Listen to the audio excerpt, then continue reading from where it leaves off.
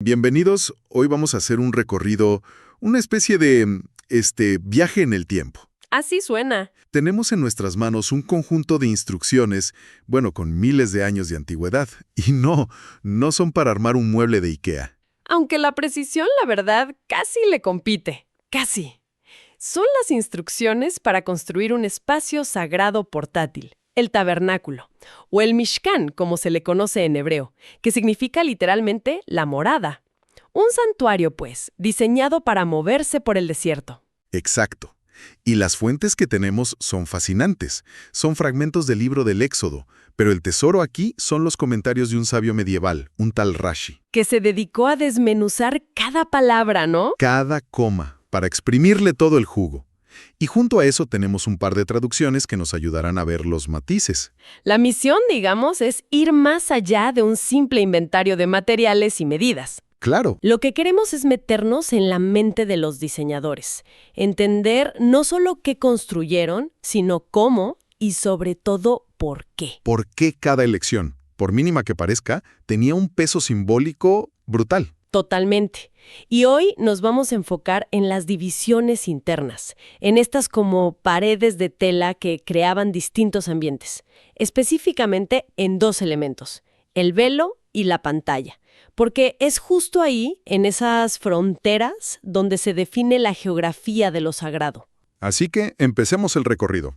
¿Cuál es el primer umbral que cruzamos? Bueno, para entender el plano completo, creo que es mejor empezar desde el corazón del santuario e ir hacia afuera. ¿Ok? De adentro hacia afuera. Sí, y el punto más nuclear, la división más importante, era el velo, la barrera interior. De acuerdo. ¿Y los materiales? La descripción es una locura. Lana turquesa, púrpura, carmesí y lino fino trenzado. O sea, Suena a algo salido de un palacio, no de una tienda de campaña en medio de la nada. es que justo esa es la primera pista. No es una simple cortina. Y aquí Rashi nos regala un detalle que te vuela la cabeza y que normalmente pues se pasa por alto en una lectura rápida. Se enfoca en el hilo, ¿verdad? Se enfoca en la composición del hilo mismo. Ah, sí, esto es increíble. Según Rashi, cada hilo con el que se tejía este velo no era un hilo simple. Para nada. Estaba compuesto a su vez por 6 hebras de material. ¡6! Exacto. 4 de lana de diferentes colores y 2 de lino. Todo retorcido junto para formar un solo hilo. Y con miles de esos hilos se tejía la cortina. Pero a ver, ¿por qué tanta complejidad para un solo hilo? ¿Es pura ostentación o hay algo más profundo? Siento que nos está gritando algo desde el principio. Nos está gritando que nada aquí es casual. Esta densidad, esta complejidad, desde la unidad más básica, el hilo, te dice que estás entrando en un espacio donde cada átomo está cargado de intención. Claro. No es un lienzo en blanco, es una estructura saturada de significado. Y el nombre mismo del velo, en hebreo parojet, nos da otra clave. Rashi explica que la raíz de la palabra significa partición. Una división. Una frontera. Más que eso, él la conecta con otra palabra, pargod, que era el término que se usaba para la cortina o mampara que separaba a un rey de sus súbditos en la corte. Órale, o sea, no es un muro, es la cortina del salón del trono. Exactamente. No está ahí para mantener a todos fuera, sino para crear un espacio de reverencia, de majestad. Es una barrera de protocolo divino, por así decirlo. Esa es la idea. Y en esa cortina el diseño era igualmente especial. El texto dice que debía tener querubines. Y claro, uno piensa en los angelitos bebés del Renacimiento con sus alitas y todo. Sí, como que la imagen popular. Pero Rashi como que le baja 2 rayitas a esa idea, ¿no? Totalmente. Él aclara que el texto solo dice figuras de criaturas, no especifica la forma, lo que mantiene una aura de misterio y evita la idolatría. Claro. Lo que sí se detalla con una precisión de cirujano es la técnica. Se llama labor de diseñador. Que suena muy moderno, como de una casa de modas parisina. Sí, bastante. Pero obviamente es un término técnico. Es un término técnico para una técnica de tejido casi perdida. Según las fuentes, se refiere a un tipo de tejido de doble cara. A ver, ¿cómo? En la misma tela. ¿En la misma tela? Esto significa que las figuras que se veían por un lado no eran las mismas que se veían por el otro. No puede ser. Sí, Imagina esos suéteres de Navidad que por un lado tienen un reno y por dentro un patrón de copos de nieve. Es esa idea, pero con una complejidad artística inimaginable, tejida hilo por hilo. No es un bordado que se cose encima. No, para nada. La imagen es parte integral de la estructura de la tela. De un lado podías tener, por decir algo, un león y del otro un águila. ¡Qué locura! Francamente, me cuesta trabajo imaginar cómo lograron eso. Hoy necesitaríamos una máquina computarizada. Hacerlo a mano. Es un nivel de artesanía que simplemente ya no vemos. Y esta obra de arte textil se colgaba de 4 pilares de madera de acacia, completamente forrados en oro, con ganchos de oro. Pero aquí viene otro detalle clave. Las basas, los cimientos. Los cimientos donde se apoyaban estos pilares de oro no eran de oro, eran de plata maciza. Plata. Eso es interesante. Si todo lo demás es oro, ¿por qué las bases de plata? ¿Se les acabó el presupuesto? No, no creo que fuera un tema de presupuesto. Es una elección deliberada. Y es una pista que debemos guardar porque la vamos a necesitar más adelante. Ok, me la guardo. ¿Y la ubicación? ¿Dónde colgaba exactamente esta maravilla? La instrucción era precisa. Pondrás el velo bajo los ganchillos. Estos ganchillos eran los que unían las dos grandes lonas que formaban el techo del tabernáculo, o sea, justo a la mitad. Al colgar el velo justo en esa unión, el espacio interior quedaba matemáticamente dividido en 2. Y para darnos una idea de la escala, hablemos de las medidas. Usaban el codo, Claro, el codo, que suena muy abstracto. pero podemos visualizarlo. Un codo es, más o menos, la distancia del codo a la punta de los dedos, digamos unos 45 centímetros. Ok, el espacio interior, detrás del velo, el más sagrado, quedaba como un cubo perfecto de 10 codos por 10 codos. O sea, unos 4.5 por 4.5 metros. Exacto. Es un espacio íntimo, el tamaño de una recámara o un estudio. No es una catedral monumental. Para nada, es un espacio de encuentro personal. Y la sección exterior, el lugar santo, era el doble de larga. 20 codos de largo por 10 de ancho, unos 9 metros de largo. El velo era esa frontera exacta. Ok, esa es la barrera más interna, la que separa lo sagrado de lo santísimo, la cortina del trono. Pero antes de llegar ahí, había que entrar. ¿Cómo era esa primera puerta? ¿Era igual de imponente? Uno pensaría que sí, pero las fuentes hacen una distinción muy clara. La entrada principal de la tienda no tenía un velo, sino una pantalla, en hebreo masaj, que a primera vista los materiales suenan casi idénticos. Lanas de colores, lino fino. Sí, muy parecido. Pero como hemos visto, el diablo, o en este caso, lo divino, está en los detalles. Exacto. Y el primer gran detalle diferente es la técnica.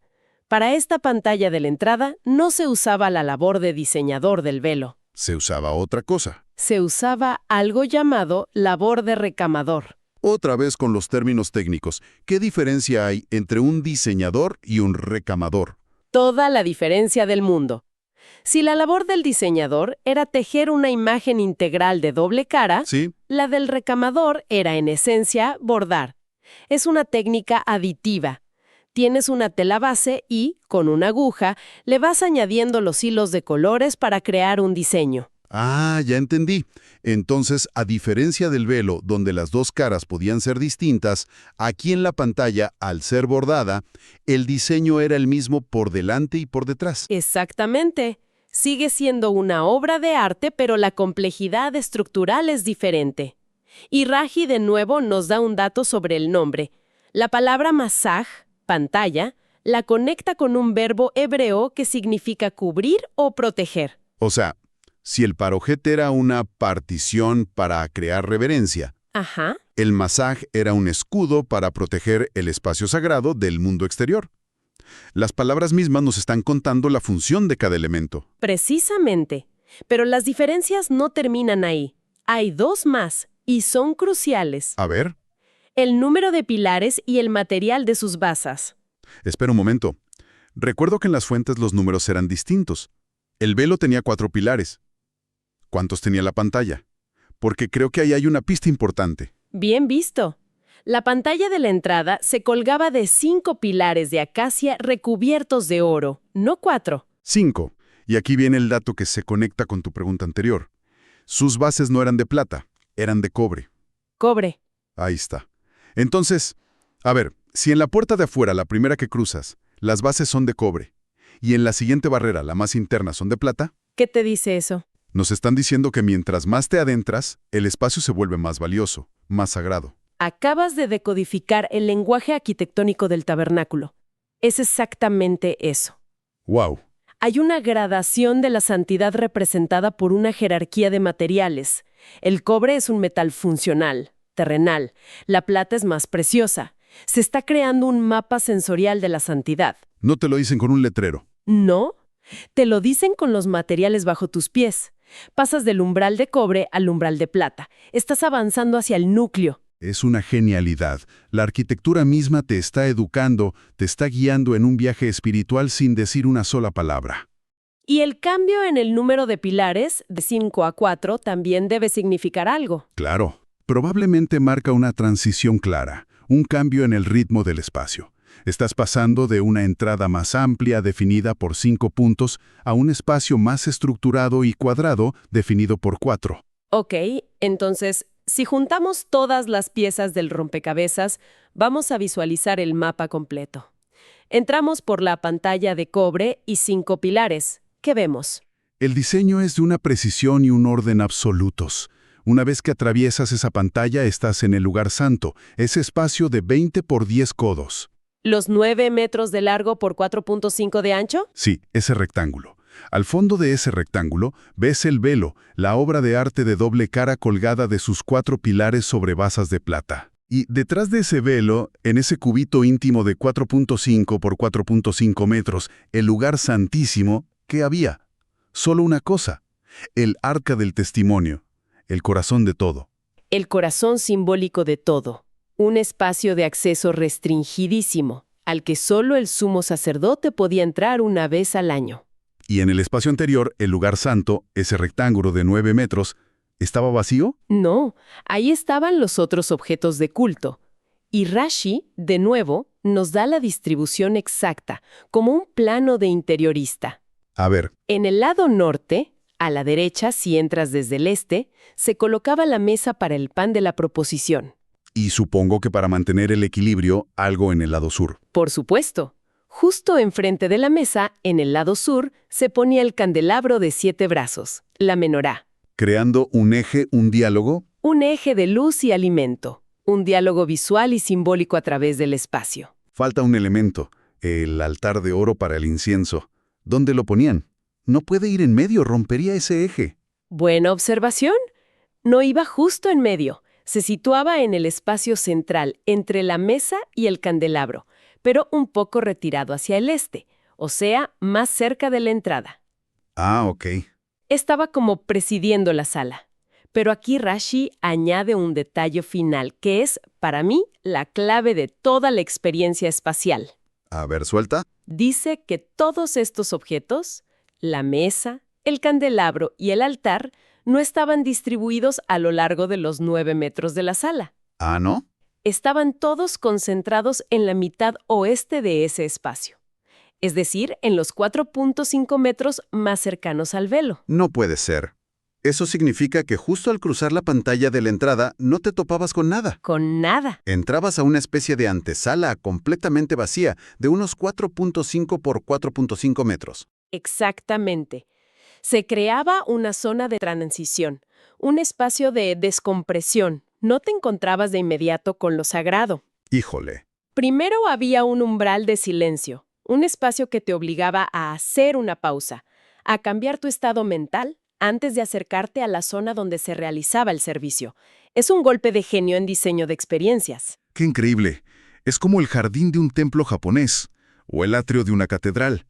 Un espacio diseñado para dejar el mundo exterior atrás antes de entrar a lo verdaderamente importante. Todo el diseño espacial estaba pensado para guiar un recorrido físico y, por lo tanto, un recorrido interno.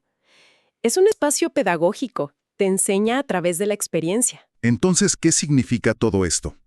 Después de este recorrido, queda clarísimo que no estamos hablando de una simple carpa en el desierto. Es un microcosmos. Un universo portátil. Sí, un universo portátil diseñado con una precisión que raya en lo obsesivo, donde cada hilo, cada metal y cada centímetro definen una geografía de lo sagrado. Efectivamente, lo que hemos visto es un viaje deliberado de lo profano a lo sagrado y de lo sagrado a lo santísimo. Un viaje marcado por barreras físicas, que son cada vez más complejas. La pantalla bordada y luego el velo tejido. Marcado por la riqueza de los materiales, pasando del cobre funcional a la plata preciosa, y por el arte. Y marcado por la complejidad artística, del bordado a la alucinante técnica de doble cara. La propia arquitectura te está contando una historia, te está preparando a cada paso que das. No necesitas un manual, el edificio mismo es el manual. El espacio físico está diseñado para inducir una experiencia espiritual. Te enseña sobre separación, sobre transición, sobre reverencia y sobre la cercanía a lo divino. La atención al detalle es abrumadora. Porque la idea es que la divinidad reside precisamente en esos detalles.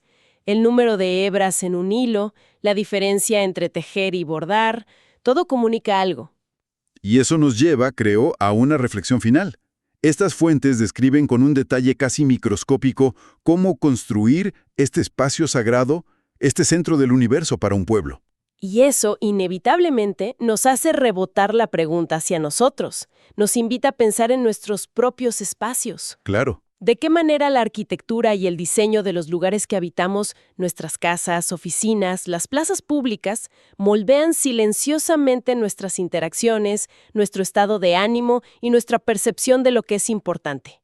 Wow. ¿Qué nos dice este antiguo plano sobre la profunda conexión humana entre el espacio físico que creamos y la experiencia interna que vivimos dentro de él? Quizás el verdadero reto no es solo decodificar este antiguo santuario, sino aprender a leer el lenguaje de los espacios que construimos hoy.